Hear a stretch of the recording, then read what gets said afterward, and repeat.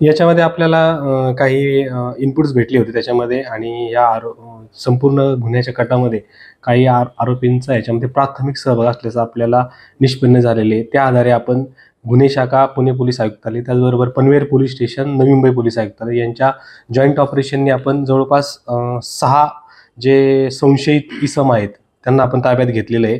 त्याचबरोबर इतर देखील आपल्याकडे 5 इसम अजून आपण ताब्यात घेतलेले आहेत. या प्रकरणाची डिटेल याच्यामध्ये इन्व्हेस्टिगेशन चालू आहे. त्यानंतर आपण त्यांच्यावरती कारवाई करणार आहे.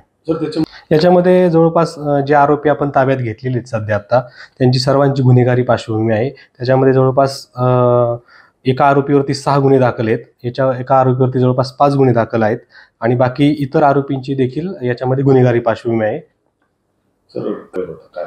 याच्यामध्ये तपास चालू आहे आणि आपल्याला जी प्राइम ऑफिसी जी भेटलेली आहे त्या आरोपींच्या पुढील कायदेशीर कारवाईच्या नंतर आपला जो कटातला सहभाग आहे त्यांचा डिटेल काय रोल होता त्याच्यामध्ये त्यांनी काय रोल प्ले केला ते आपल्याला निष्पन्न होणार आहे.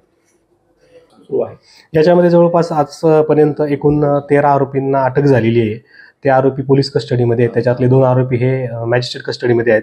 त्याचबरोबर इतर 11 आरोपी आपल्या ताब्यात आहेत सध्या.